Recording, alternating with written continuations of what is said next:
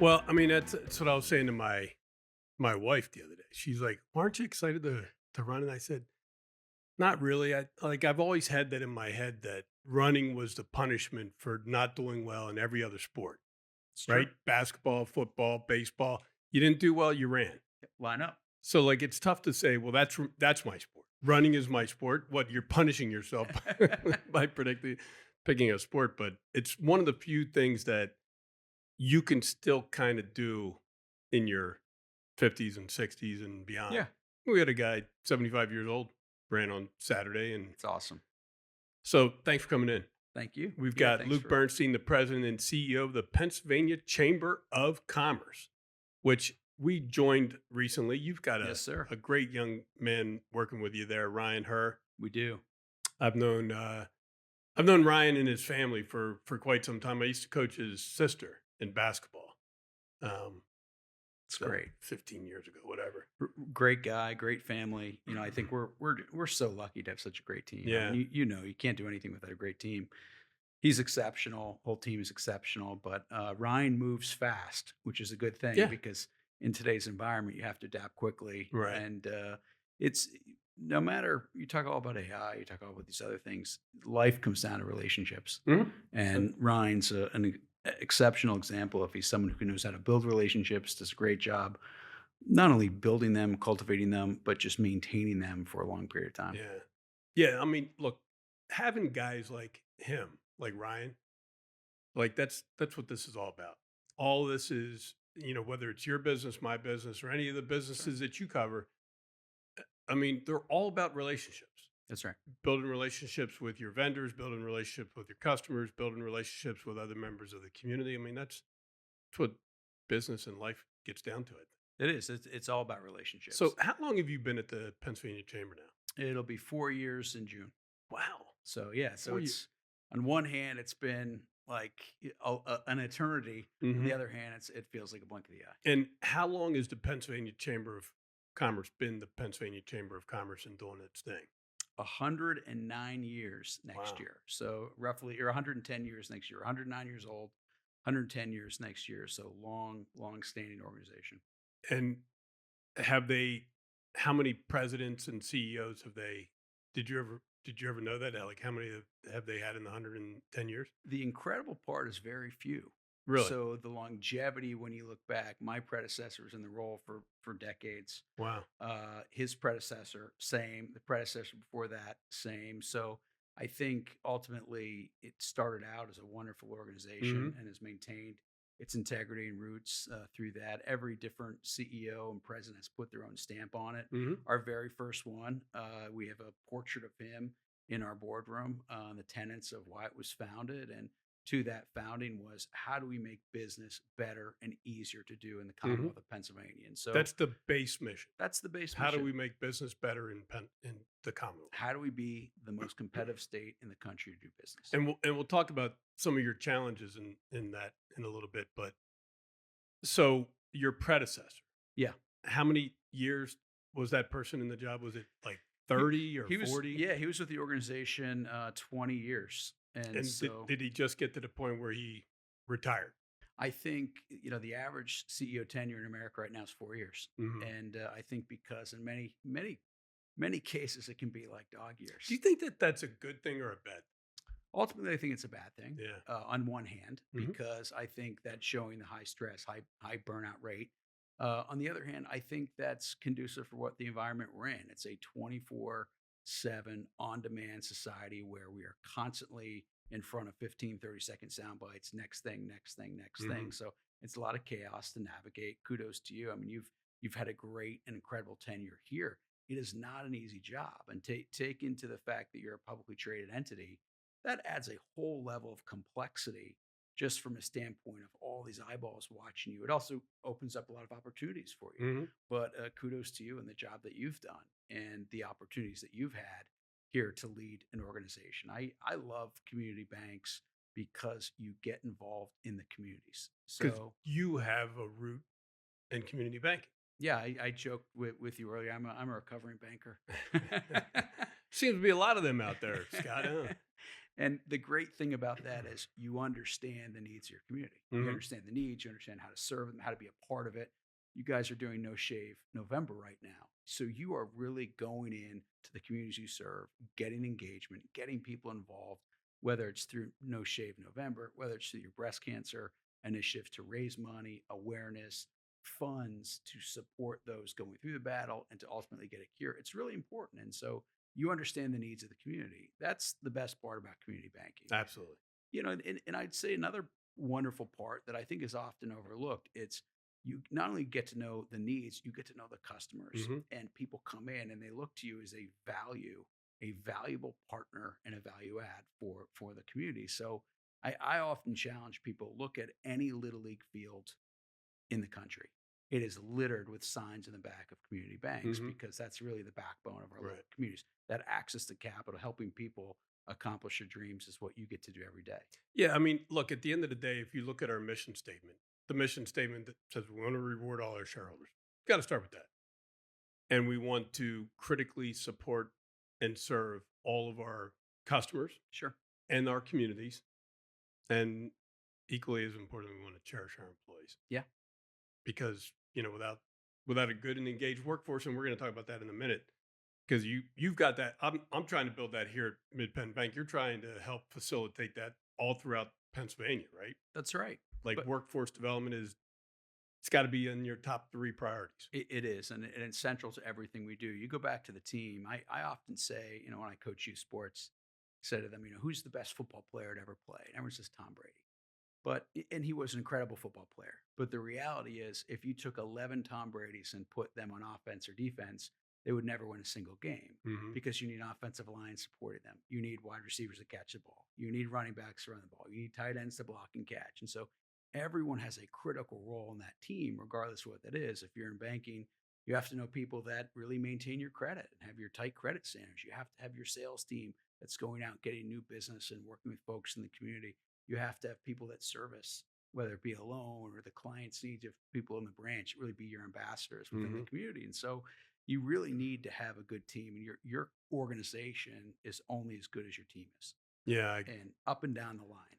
absolutely. And the manufacturing company that I was with today, they were telling me about how they're developing their own workforce, and I Heather was with me, and she chuckled when the guy said, we're trying to develop our own workforce, and I said, you chuckled because you're going to say that's the same thing we're doing. She's like, absolutely. So Scott runs our university, and we've put a considerable amount of time into developing all of our employees, creating roadmaps for them, whether it's It's just to great. become better at what they're doing or to prepare themselves to do something else.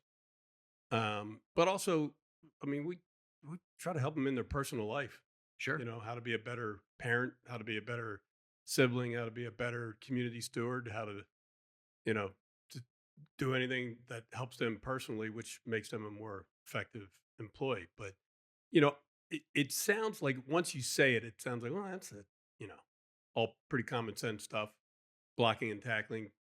But not a lot of companies think that way. No, and there's a significant cost to doing it. There is. And And so there's a significant cost to not doing absolutely. it. And you think about it when you think about the reasons of the why. Why would you do that? Number one, it's better for your workforce. And you Hmm. go right back to your mission. It feeds and fuels that mission.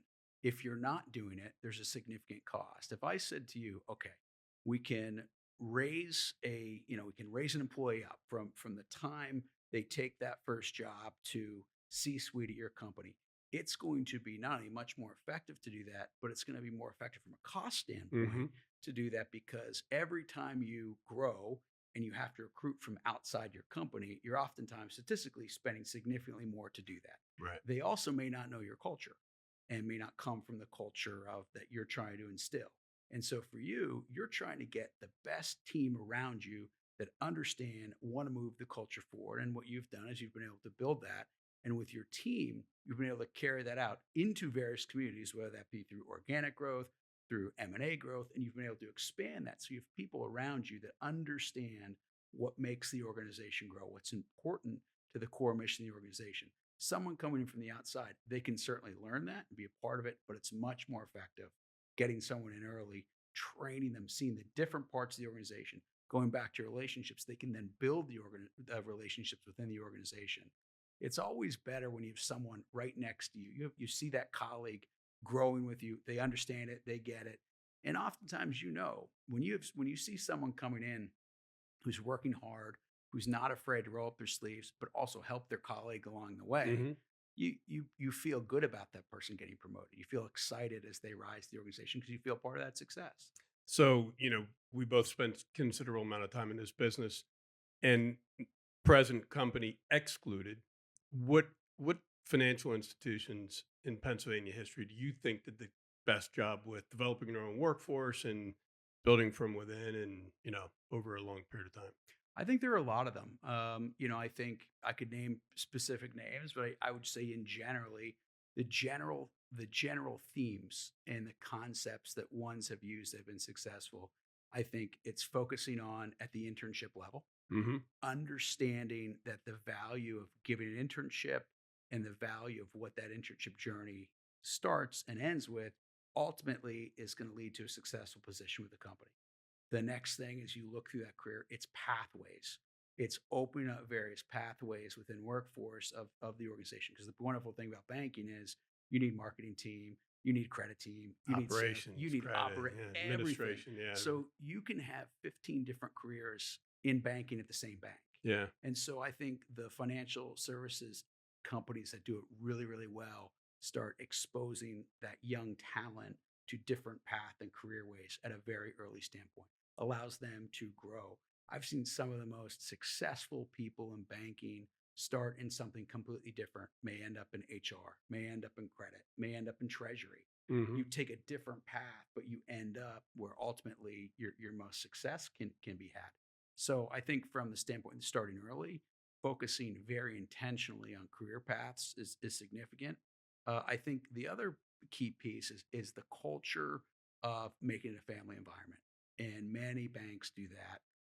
But the really good ones, it's making people excited, getting families involved, understanding what you do, communicating effectively. I think I always see and feel if an organization, specifically financial services, can't communicate effectively internally, they will never effectively communicate Absolutely. effectively externally. So your internal communications really starts with that all. The other component is transparency is huge. The ability to be not afraid to make a mistake, also the ability to spotlight people for doing an incredible job. Hmm. All of those core tenets I see in are the company cultures that I see really rise in the financial services industry. And I guess the last point is not being you don't have to be an expert in math to excel in banking. Hmm. You have to have some of the core competencies. You have to be able to have the aptitude to learn some of them. But I've seen some really successful bankers come in and say, I wasn't really great at math when I started, but dot, dot, dot. So I Right. think it's a wonderful career and industry when you can find that right fit and grow. Yeah. So we say it all the time: attitude, aptitude, and work ethic. Give me someone with a great attitude, Yep. that's Yep. resilient, that's Yep. not gonna let everything in their personal life, get them down, or not let every bad situation that occurs on a day-to-day basis get them down. So, that positive attitude, a good aptitude doesn't mean you have to be the smartest person in the world. Just means you are willing and able to learn stuff, Yeah. and then a good work ethic. Yeah, and you know this. Anytime you're interested in something, you're going to learn a lot faster than if Absolutely, you're completely not interested. absolutely. So if you have the aptitude and interest to be a lifelong learner, to learn and grow, develop, you're going to be successful. Yeah. So the answer to the question I was trying to get out of you, and you're being too politically correct. I think that there's one bank that I've been familiar with in my career, and if I start to say some things that they're known for, you know who it is. Like, I think all their CEOs have come from within. I think that all their employees, like, they have an incredible amount of tenure all throughout the company. At the executive level, at the officer level, at the non-exempt level, they have an incredible level of tenure, and they have grown a lot over the years, and it's like tough to get their employees out of there. Yeah. So who is it? We're going to say Fulton. Yeah, it's Fulton Bank. Well, I think I mean, Kurt was, I he grew up there, and his predecessor Phil grew up there, and his predecessor grew up there, and his predecessor grew like they. it's they've done the things I talked about. Their case study for doing Yeah, this absolutely, exceptionally well. absolutely. They did a great ad years ago, if you remember. Now they're not a better bank than us, but but they've done a better They've job. done a great job in workforce They really have. development, and so Absolutely. I love that from a bank standpoint, a competitive standpoint. You're acknowledging some of the great things that they do Absolutely. because it's really important. The one thing I loved about banking is, in all of my years in banking, I never said a bad thing about another bank. I never said a bad thing about another banker because you might be right next to them on the next deal, Right. and you might be competing. That's okay. You might not win it, but in the bank that you referenced, when we think about areas where they've been really successful, they did an ad years ago. I don't know if you remember this, and said we put our listening ears on. Hmm.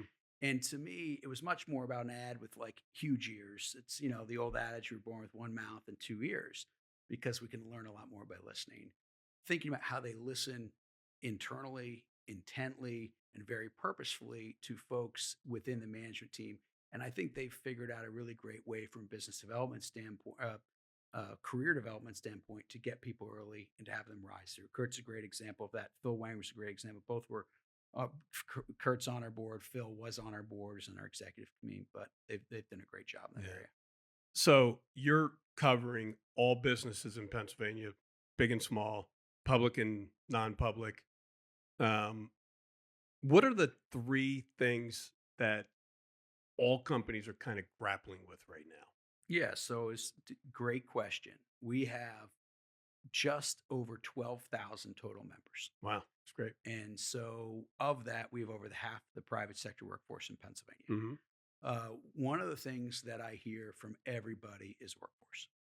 And right now in Pennsylvania, we have 66 skilled workers for every 100 employees, Hmm. which means even if we had every one of those employees fill a job, we still have a gap of 34. Hmm. So attracting, recruiting, attracting, retaining, developing talent is so much more cost effective than it is to constantly be going back and going in the field and recruiting talent outside the company. So how do we get those pipelines in? Workforce continues to be a huge thing I hear about. Number two, the business climate in Pennsylvania. That could be tax, that could be regulatory.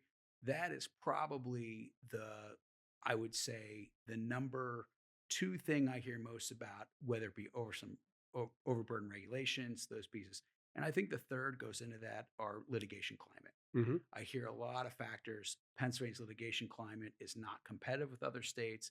We need to get more competitive. So those are the biggest three So I hear. explain that a little bit more. Yeah. So in Pennsylvania, our litigation climate, so our lawsuits, what happened in 2022, really good example. If you were at a hospital and something occurred in, let's say, the hospital is in Somerset County, and something went wrong, the person, if they would sue you, their plaintiff attorney, their trial lawyer would say, let's actually have the case in Philadelphia County because you stand a chance of getting more money back than you do it here in Somerset County. Now, in other states like Texas, there are caps on what you can retrieve Hmm. in some type of litigation settlement. Here in Pennsylvania, no caps plus venue shopping yields us, in 2 years in a row, the Judicial Hellhole of the Year award through a national organization in the Pennsylvania Supreme Court, as well as the Philadelphia Court of Common Pleas. So trial lawyers will look for cases when you see one of the largest advertisers. If you had an issue where maybe there was not a disclosure that was in the 14th time, but you did it 13 other times and the reg says it's 14, or there's a study saying people know it's 14, you might get sued for really nothing. And instead of going through the whole process, you might have to settle out of other states. You don't have that type of litigation climate. So that's a really big one I hear from a lot of different people. So you hear the terminology tort reform. Correct. Is that something that needs to be done specifically in Pennsylvania, or is that a national thing? I think it's both. I think Yeah. nationally, one of the big challenges we have is being very respectful of the founder's intent with state rights. to give states the ability to manage and run the Hmm. states with different laws. So tort reform being one. The other opportunity, but the balancing factor is we have to look. So it's a organization like MidPen is growing. You're going to be doing business in multiple states and many states one day. Hmm. You're going to have wealth management clients maybe in all 50. And so having a consistent set of laws, standards, regulations, so you can have predictability and certainty is really important. So there are certain things. I'll give you a great example: AI. AI right now is something, the internet's another. We shouldn't have a patchwork of a 50 state framework, essentially a quilt of different regulatory sizes and pieces of the puzzle. We should have one standard to which companies operate under, one enforcement set of regulations, one standards of what, from a privacy, a data standpoint, and get that solved. We've had a lot of failure at our federal level to really implement common sense changes and really to implement anything. And so as a result of that, states have stepped up to kind of fill the vacuum, saying, here's what we're going to do in Pennsylvania or Georgia or North Carolina. And so tort reform is one that if we had a federal standard, it would be much more consistent. And I think a state like Pennsylvania would So why far would benefit. why are we still? I mean, I've heard about tort reform for 30 years. Because trial lawyers are much It's a better it's a politically lot than good lobbying businesses. firm. Yeah. And so you look at the top donors to many politicians and as trial lawyers in many Wow. cases. And so that matters. That's why, there are businesses. You think about the businesses in Pennsylvania, nearly 70% are small businesses that drive, a lot of the economy. They're not waking up every day. They're not thinking about tort reform. Hmm. They're thinking about how they can make payroll. They're the owner of the business. We have a great friend in Al Kaminsky over at Yeah. Pizza Boy. He gets up every day. He's thinking about how he can make pizza, how he gets the dough, and how he gets his supply chain moving. Are his people going to show up for work? How's he going to brew the beer? Right. How's he going to do all these things? He's not thinking about any other stuff. And so there's another force on the other side that makes a lot of money. And you see them; they're the number one advertisers and billboards and on TV. And so it leads to a challenging environment. I think that's why I hear about it so So much. I think did you say you have 18,000 or Just over 12,000 members, 12,000? And many of them small. how many businesses are there in Pennsylvania? Oh, it's a great So question. potential customers. Is it So, I mean, you go right down the list, total businesses, we have thousands of businesses. I'd probably say so I know in we've the over, greater Philadelphia metro area, which includes South Jersey, Philadelphia itself, the western suburbs, even Wilmington, Delaware. I think there's 600,000 businesses in that, area, but that's yeah. additional, to other states, or at least a portion of But you think about it in northeastern Pennsylvania, so you have a nice footprint. You have a nice footprint statewide in many of the cases, but you have one person it. operations Right. that can really drive up that number. I mean, our 12,000. So right now we have 12,083 members. So what's like the bread and butter size of a company for you? Because if it's a mom and pop, Yeah, so to speak, like, it's are they going to two become members things. of the Pennsylvania Chamber?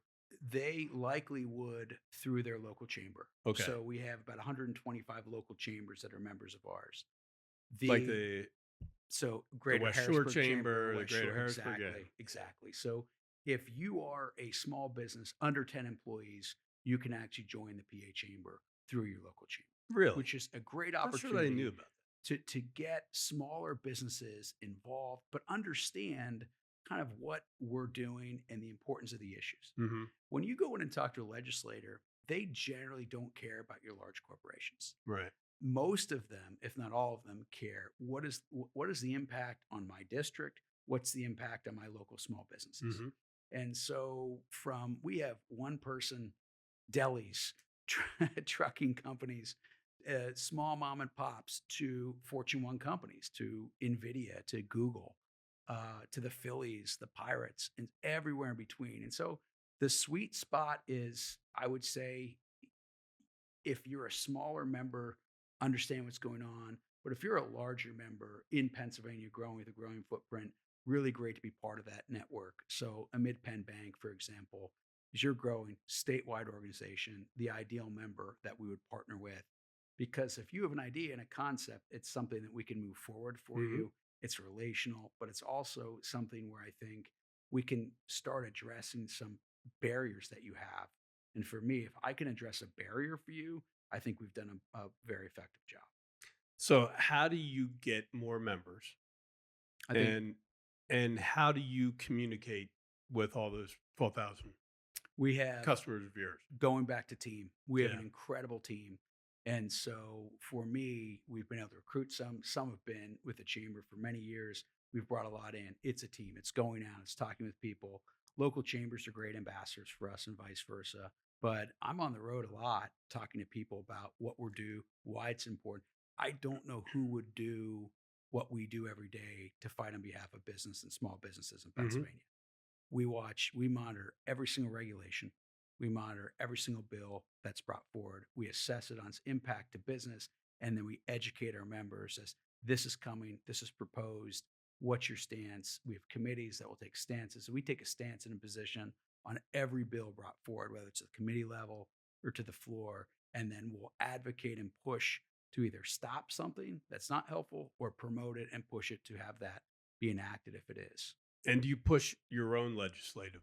We do. Yeah. Yeah, we spend a significant amount of time on regulatory reform, Mhm. on permanent reform. So in the new budget that was just passed, there in the fiscal code, there was two major pieces of legislation. One was the permitting reform bill that would allow businesses to seek third-party review, expanded third-party review. So go to an engineering company as an expert instead of relying on DEP. Mhm. The engineering company would go through it.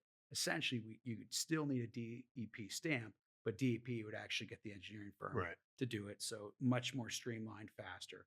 The other piece is allowing for deemed approved. So for certain permits, if you don't hear back from DEP, it would be considered deemed approved after 30 days, 5-day That's comment great. period. After so that 36th day for certain permits, air quality, others, it's now deemed approved, which has been a headache. So we were a big part of drafting those provisions. The other piece is the RGGI exit. So the Regional Greenhouse Gas Initiative, Pennsylvania exited that. Whether you loved it or hated it, it was a black cloud of uncertainty of is Pennsylvania in or out. Energy is one of the largest and growing sectors in Pennsylvania, one of the most important things for any business. We have the in Pennsylvania alone right now, if we were our own country, we'd have the fourth largest natural gas reserve anywhere in the Wow. world. And so we're the largest exporter of electricity in the country. We're the second largest producer of energy, second largest producer of natural gas right here in Pennsylvania. So with regulatory uncertainty hanging over our head, it was important to get clarity. Pennsylvania exited from that. And it didn't make sense for Pennsylvania because it, from a standpoint, it would be like having Michael Jordan on your team, this great asset and great benefit in saying you can only shoot with your left hand. Mhm. And if you shoot with your left hand, we're going to tax you for every point over 10. It just made no sense. It was a regional compact, a regional kind of one size fits all. Pennsylvania, much better in our own dictating our own rules as it relates to energy policy. So that was a big. So those two things we helped within this budget and many more. What governors? I mean, you've been around and involved in politics or banking or both Yeah. for quite some time. What governors do you feel did, businesses better, Yeah, I like think to stimulate business? Corbett's one that jumps out to my mind. He was governor from 2011 to 2015. He was actually our only governor ever to be a one-term governor, Mhm. since governors could seek two terms, which is interesting because he inherited a $4 billion budget Mhm. shortfall and did not raise taxes. And so when you think about that, there are a couple things he did. Number one, he not only balanced the budget without raising taxes, he was able to thwart off a severance tax in the form of an impact fee, which allowed a lot of the energy production to keep growing. But it also helped the local communities where that was happening. Mhm. Instead, if it would have been a severance tax, it would have come to Harrisburg. It would have been spent 100 times over, and that would have not been the most effective policy for the regions where the impact was really occurring. So that was another key piece. He also passed and worked with the legislature in Act 89, which was a transportation bill, which was the last comprehensive funding bill that funded infrastructure in Pennsylvania. So to me, Those are three things from a business standpoint that jumped out. What he did on the banking side was he was able to take a step back because the bank shares tax, we're one of four states in the country that taxes banks on capital. And so he was actually able to step back. He had a secretary at the time named Glenn Moyer, who was a former banker, Hmm. which was great, Yep. and was able to work with him and the banking community on major reforms to the Bank Shares Acts, major reforms on goodwill deductibility, the apportionment factors that were really uh, done with a stakeholder process. Included banks. Did banks love every single piece of that? Of course not, but they were supportive of a lot of it, able to work together. And so he also Did that stuff stick? it stuck, yeah, Yeah. Good. and so it really helped in many ways. It actually drove the bank shares collections down, which it should have.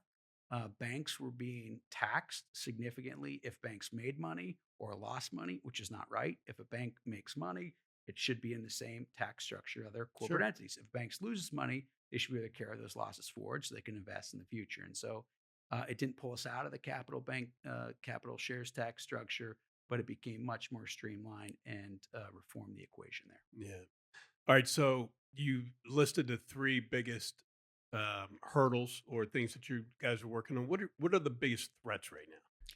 There are many. I think overregulation is Hmm. always a threat. I think the one thing we've actually it's an interesting environment because Pennsylvania right now is one of two states in the country. You have Michigan, you have Pennsylvania, where you have a divided a governor, a of who's of one party, a state house, and it's narrow. So Democratic governor, Democratic led state house, which is a 102, 101 majority there, and then you have a Republican led Senate which is 27, 23.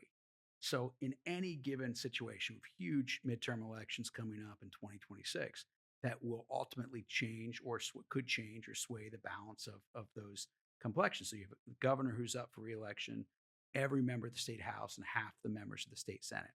The state senate, what they've been able to do is thwart a lot of the pieces of legislation that the state house has advanced. The state house advanced a bill that would provide unemployment compensation benefits for striking workers.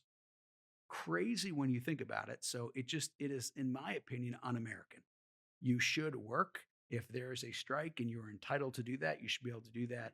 If you get unemployment compensation benefits for saying, "Hey, I'm not You're coming getting to base work," paid to protest. correct. Yeah. That is not what this country is founded upon. So Hmm. that bill passed the state house and it was stopped by the state Senate. There were some other major bills. Another one, that bill, by the way, was vetoed in California by Gavin Newsom Wow. because he said it would bankrupt California and the UC system. So it's not even really a Republican or Democratic bill. This is an extreme bill that didn't pass Gavin Newsom's, muster.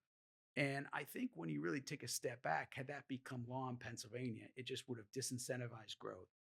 For us, you look at other provisions that have come out of the state house. So a lot of really important legislation that has not advanced because of a more pro-business state senate that's coming up. So that's a threat. I think ensuring that it's not a Republican issue, it's not a Democratic issue.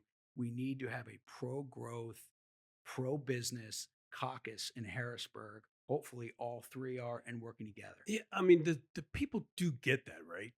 I Like, hope so. if the way Pennsylvania is going to go is the way the business community in Pennsylvania goes. You would hope so. I mean, you know this better than anybody.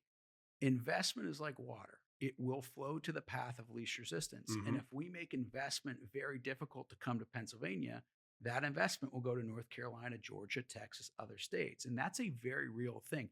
I'm not so sure the average person thinks about that because we all think parochially. We think, this happens to be my job, making Pennsylvania more competitive. I don't expect many others to wake up in the morning and say, how the heck do we compete with North Carolina Hmm. or Texas? But it's a real concern. So there are a lot of threats we have right now.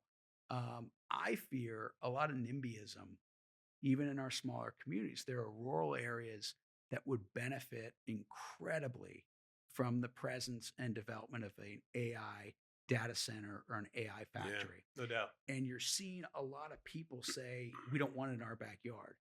To me, it's very short sighted. And you look at some places like Ashburn, Virginia, where there have been complaints and all the other pieces to it. In Ashburn, Virginia, data centers occupy 3%, 3% in Loudoun County of the total land, yet they pay 38% of the tax base. Wow.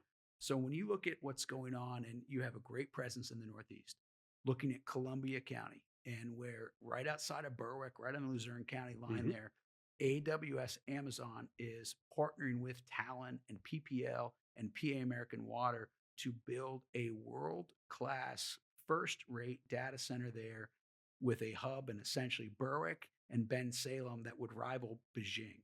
Wow. Like in Beijing, they've been pushing us here. We could drive the intelligence. We could drive utilizing Pennsylvania energy. In this case, it would be nuclear. And what you could do is, when now we're talking about extending the water. So you extend the water line out there.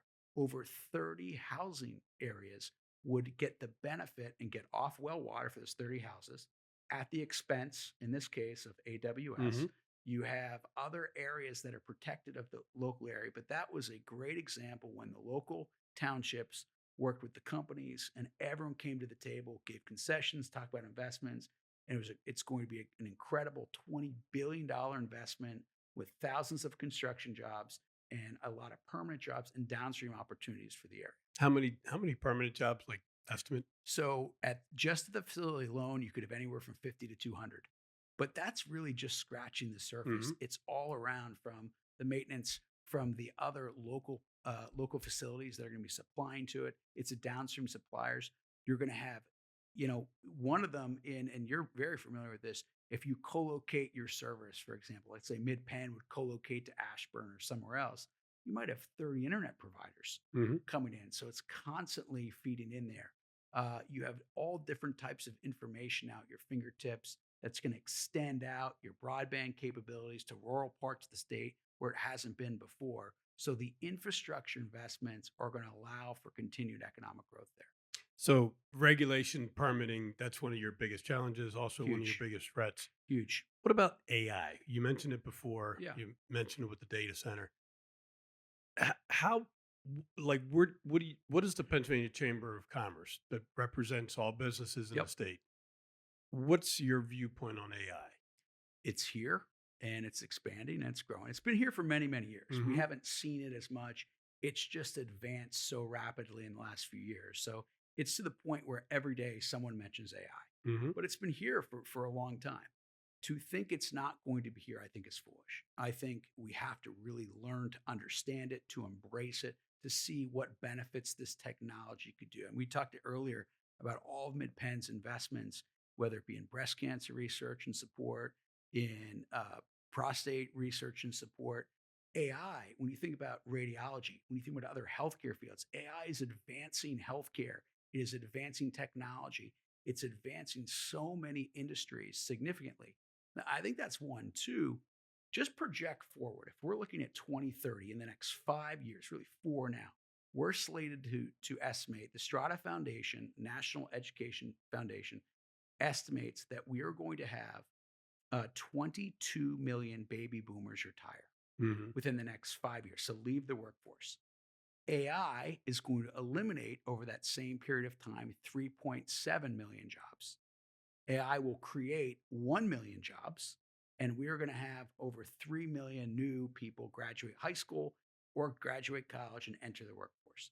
So when you take it all in, you have a net of roughly 17 million jobs leaving the workforce. So AI is an incredible opportunity to get more efficient, but allow people to go upstream in their work. Hmm. What I hear most from companies is AI did not have any job loss here. What we did is we were able to upskill, reskill, retool employees to allow them to earn more money and reach new potential. Right. So to me, that's where we have to make sure it's responsible, make sure that we continue to utilize this great technology for good. Hmm.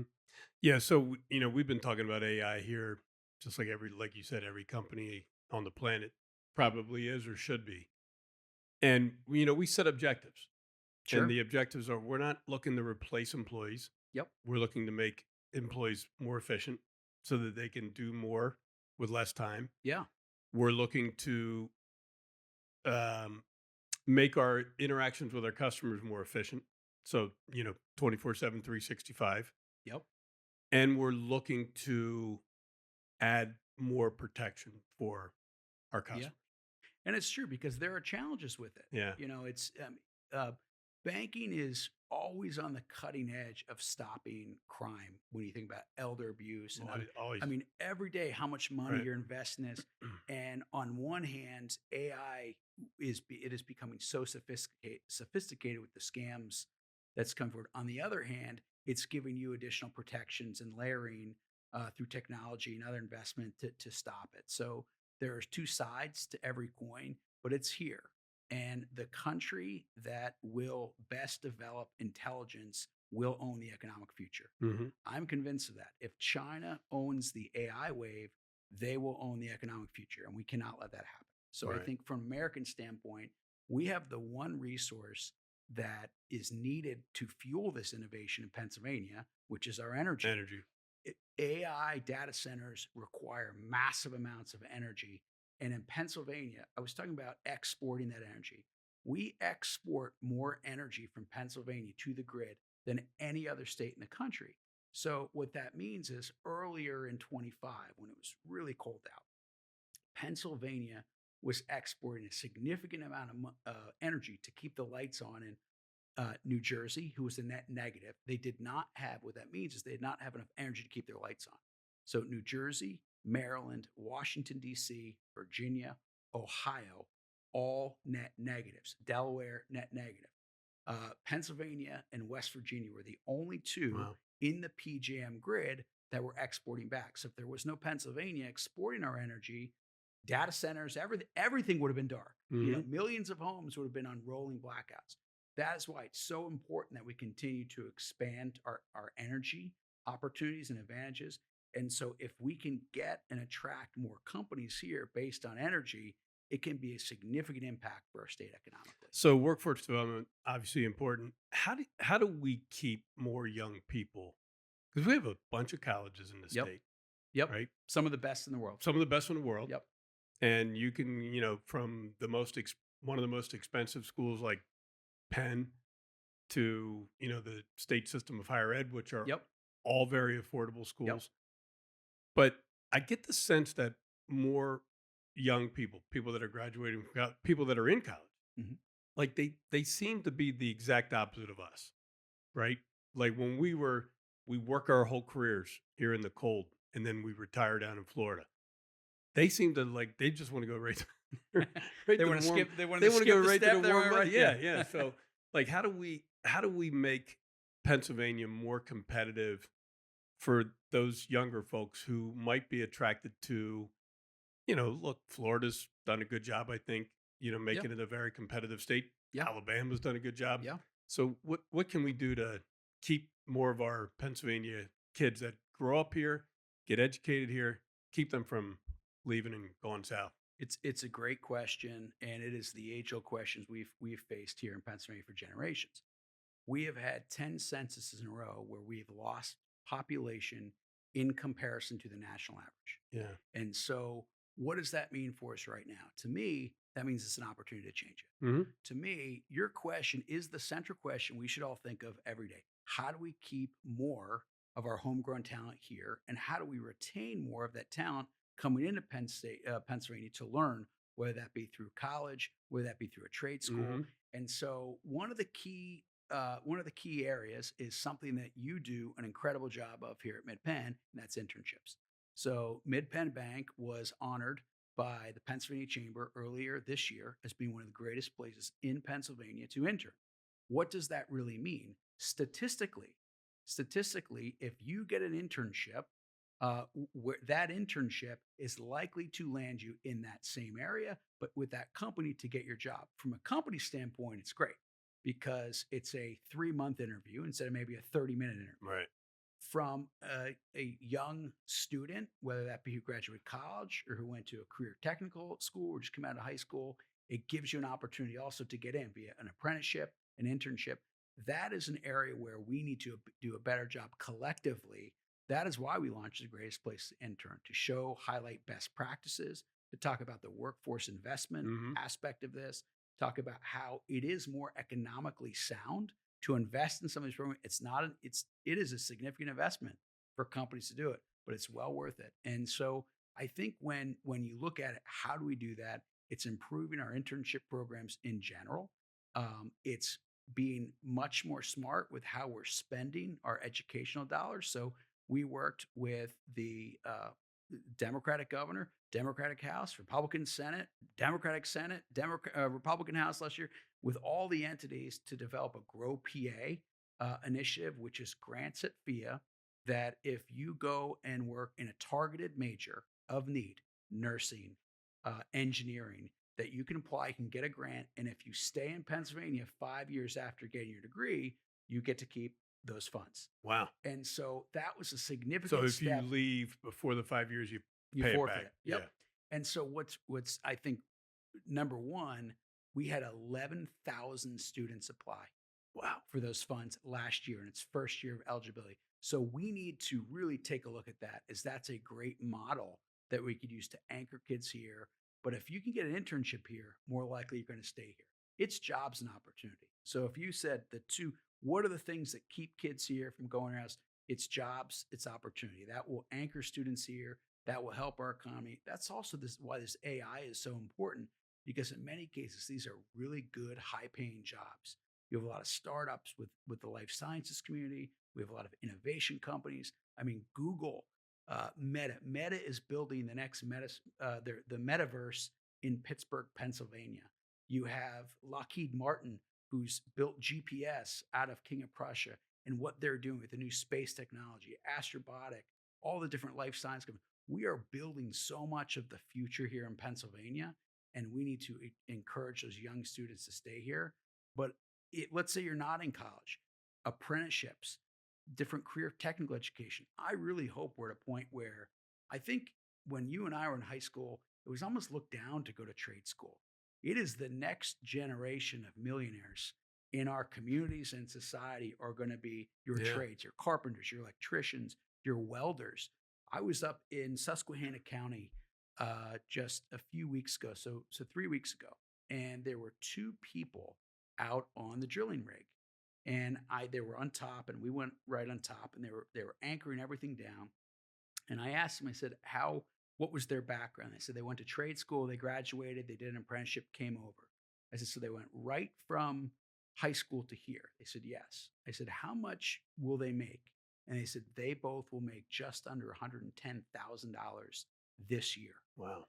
I said, what's the pathway? And they started walking through the pathway. So you can be incredibly successful in Pennsylvania, whether you go to a 4-year college, traditional college course or beyond, or whether you just come out and go through the trades route. Yeah. I don't know if it was in the Philadelphia Business Journal or the Wall Street Journal. I was reading about in Philly, they have high school interns. Yeah. And Yep. they're doing internships with, like, an electrician Yeah. or some other type of Yep. tradesman.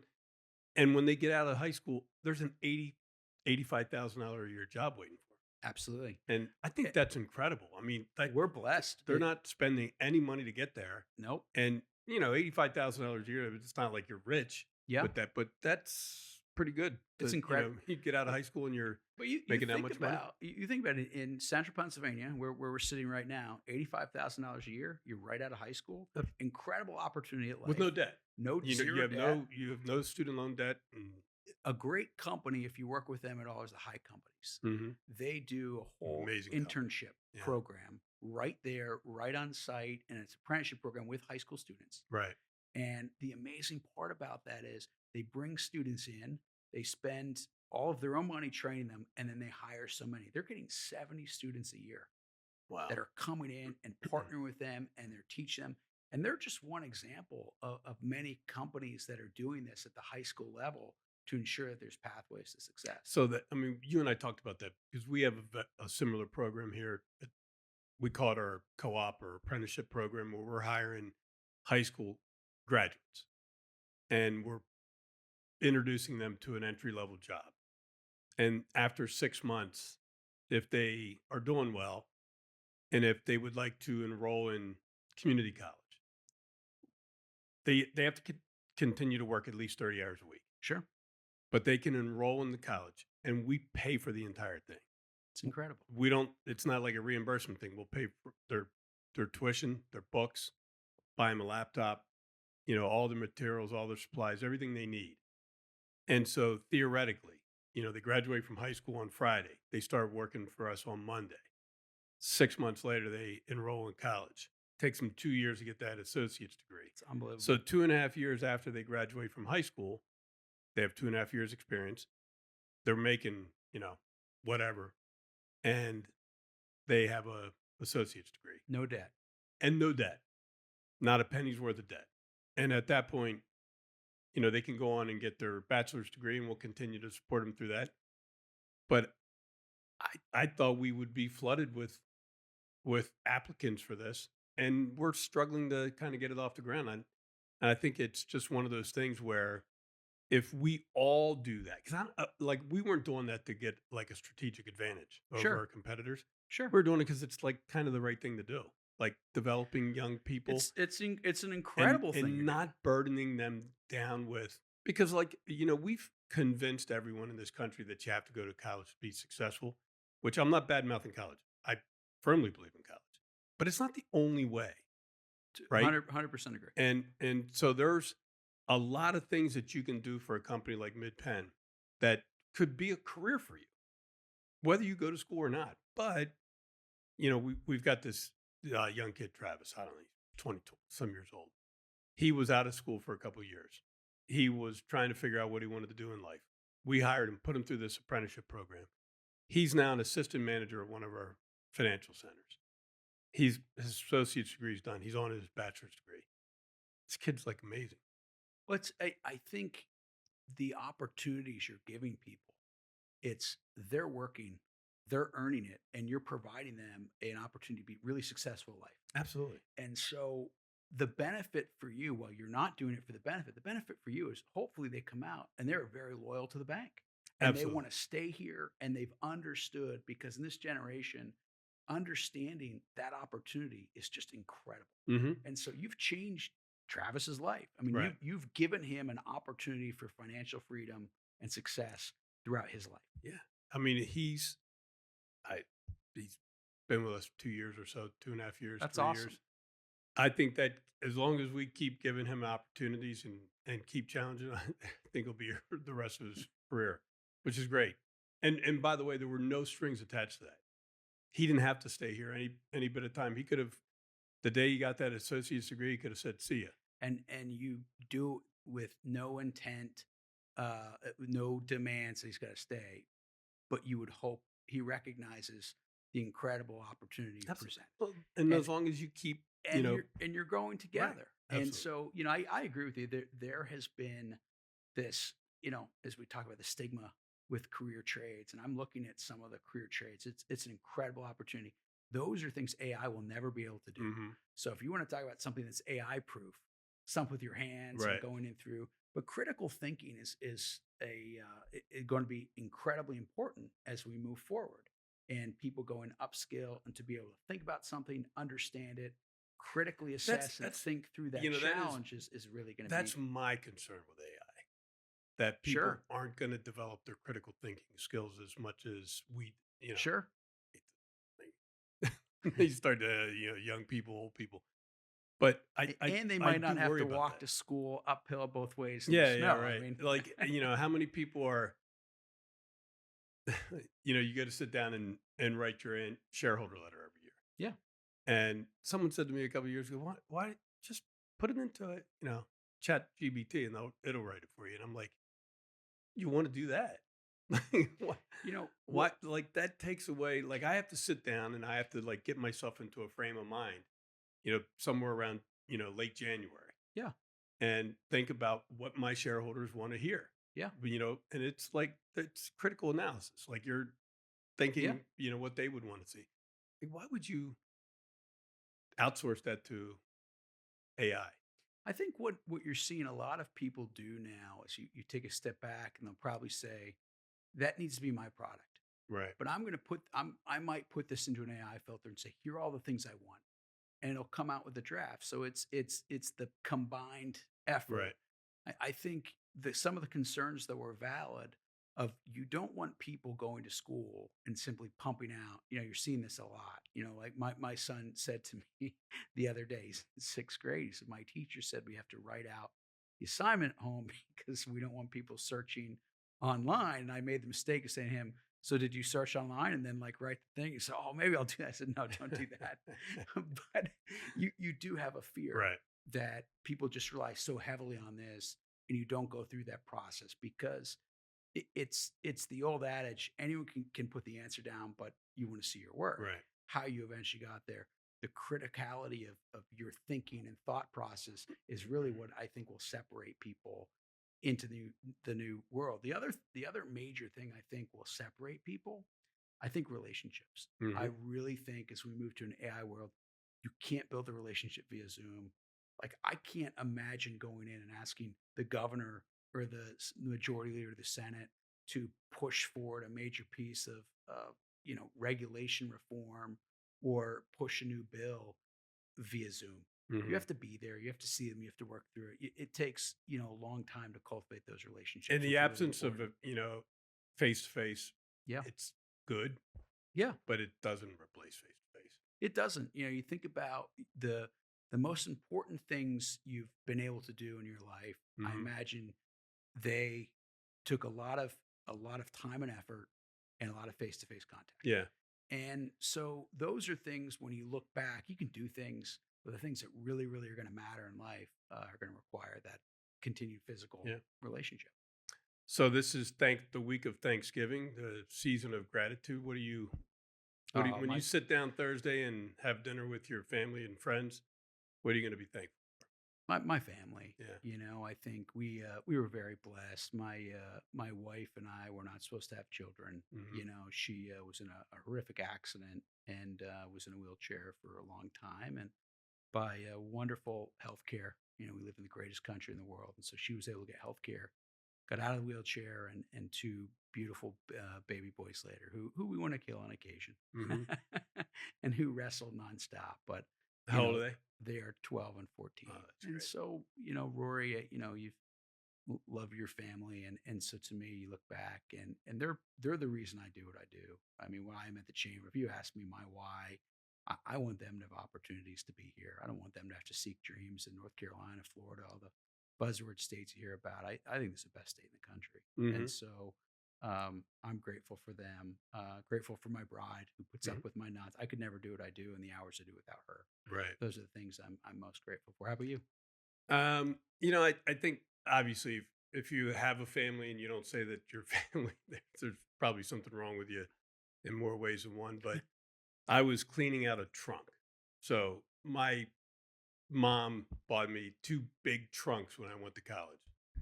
And after I got out of school, I just, continued to carry them around and I just started throwing stuff in them. Every time I was in a newspaper or every Sure. time I got in the ward, it just went in the trunks. And so I was cleaning out that trunk this weekend and I was looking through, I kept every card that my wife ever sent me, every card that my mother-in-law ever sent me, every card that any of my kids sent me.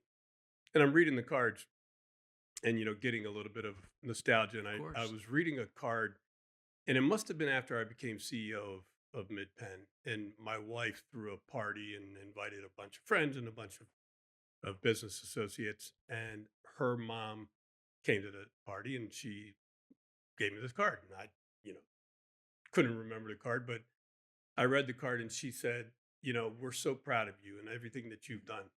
But we're also proud of our daughter who has, done everything at home to allow you to go do Of everything course. you do.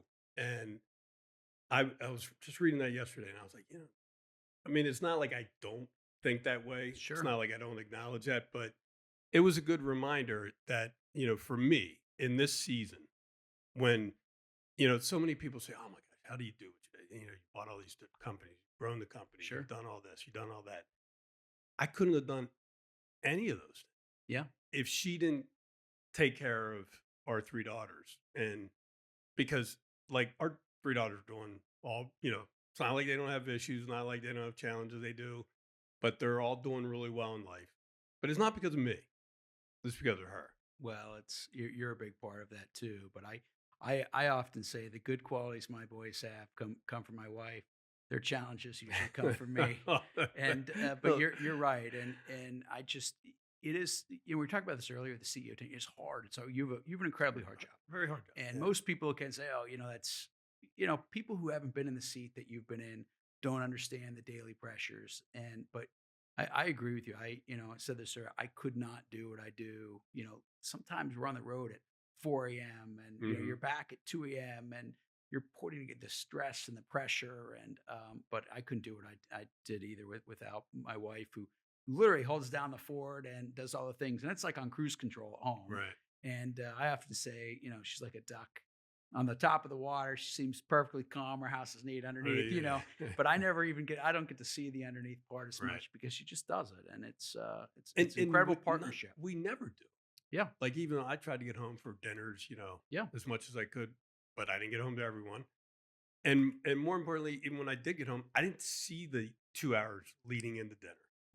Yeah. Trying to get kids' homeworks done and trying to make Sure. the dinner and trying to Uh, create a peaceful environment. And so that's what I'm thankful well, for. last night, our 12-year-old he did a math test today. And so it was my wife sitting there at the table with him walking through the math while I got to watch the Eagles game. And so I did feel a little bad about that, but she's like, I know you got it. But it's true. I mean, it's again, we go back to the teamwork. Without that teamwork, it wouldn't be possible. And you're coaching I now, am. right? What do Yeah. you coach? I love it. So, one of the most important things that happened in my life, we had our kids had a coach that I did not love and was sort of demeaning to younger kids. I'm like, that's just not what you do. In life, you're gonna gain more out of empowering kids and empowering people. And so I started coaching. So I coach basketball, and I've coached the older one. It's my fifth year doing it. I've got the younger ones team now. We're sixth grade team at Cumberland Valley, and it's incredible. It's a wonderful opportunity because the kids still listen to you. Hmm. But not much longer, but maybe not my own as much as he should. But it's a great opportunity to teach them about life. I start every year with our parent meeting and say, which is tomorrow night. None of these kids are going to the NBA, Hmm. and that's okay. Our goal is to make sure that they're great people, and nothing is going to be easy here. Nothing, we're going to have fun, but playing time is earned. Hmm. All the lessons that you expect to go through, but we're not trying to win an NBA championship. You're not trying to go to the pros here.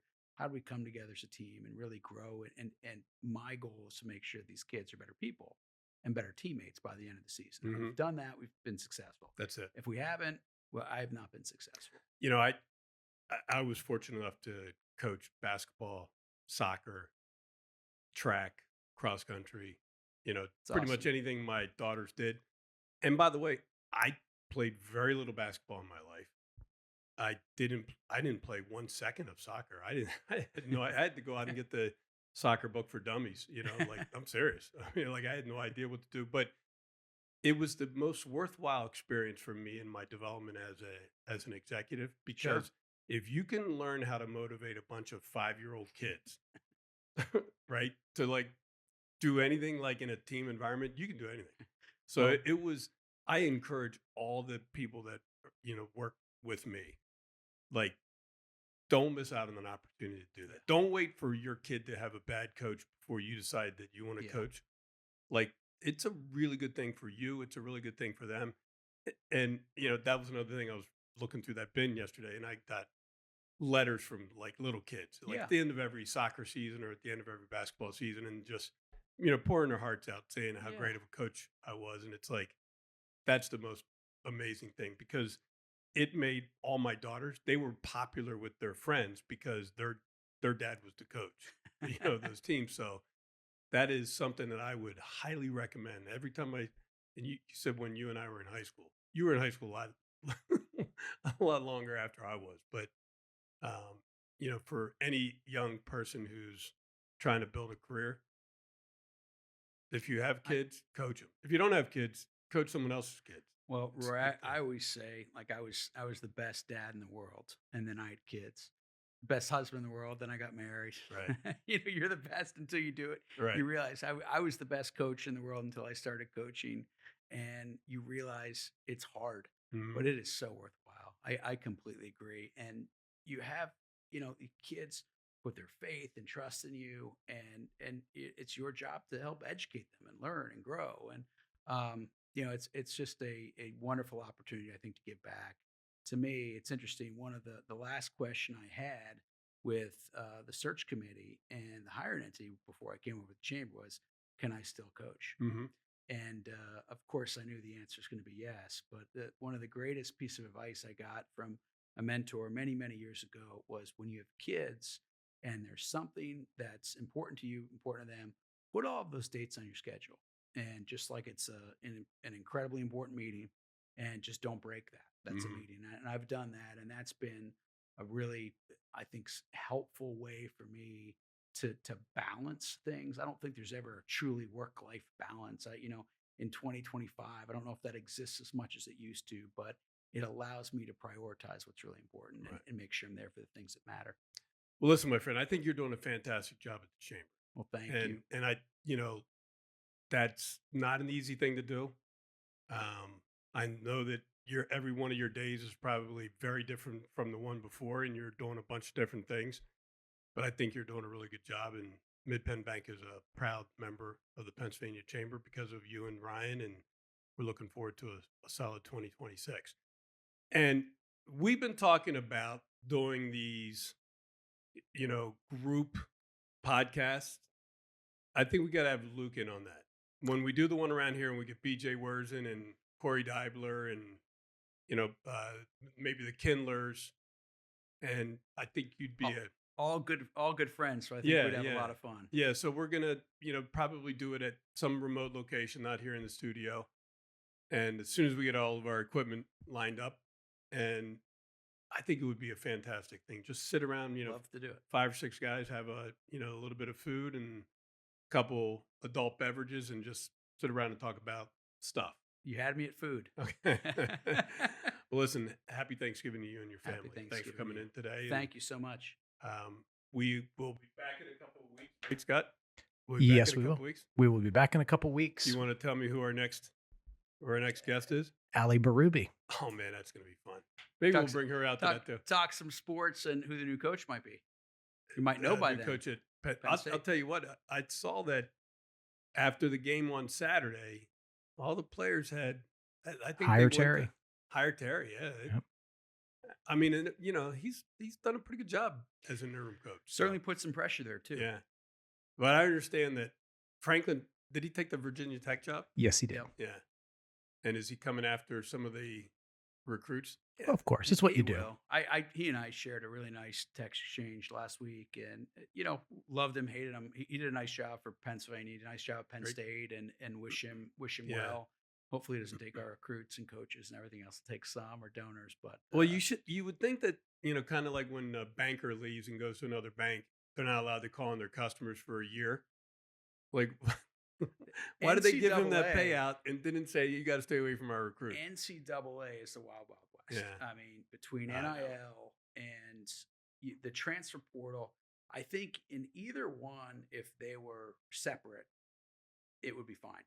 The NIL, where you can pay people essentially like free agency every single year with no contracts at school, no contracts, anything, and then you throw in the transfer portal where you could just up and leave virtually any time in the year, and then immediately go and start and play for another team. It's just kind of crazy. So there has to be some leadership at the NCAA level to come in and say, enough is enough. You can transfer once, unless your coach leaves, because I think that's a fair reason to transfer. Create a real league out of it. Yeah. Instead of an association, create a league. Yeah, I mean, get a commissioner. You're at a point where that's really what this is. Right. All right, so we're going to have Ali. We'll talk about that with Ali. It's good to you. And when we get down with the group, we're going to talk sports. We're going to talk about Central Pennsylvania and sports and business and everything else. So, Luke, thanks for coming in, man. Roy, thank you so much. This was great. My pleasure. Yeah. All right, everyone, we'll be back in a couple weeks. Thanks. Thank you for listening to the Mid-Penn Bank podcast. You can find more episodes at Apple Podcast, Spotify, Amazon, and more. Do you have a question about the podcast? Email us at podcast@midpennbank.com. References in this podcast to Mid-Penn are to Mid-Penn Bancorp, Inc. and its subsidiaries and affiliates. This podcast expresses the views of its participants and may not represent the views of Mid-Penn or its officers and employees. In addition, these views are subject to change without notice, and MidPen has no duty or obligation to update the information contained in this podcast. This podcast is being made available for informational purposes only and should not be used for any other purposes. You are encouraged to consult with competent legal, tax, accounting, or investment professionals before engaging in any financial transaction. MidPen does not make any warranties as to the accuracy or completeness of the information in this podcast, does not endorse any third-party companies, products, or services, and assumes no liability for your use of this information. Forward-looking statements should not be considered guarantees or predictions of future events.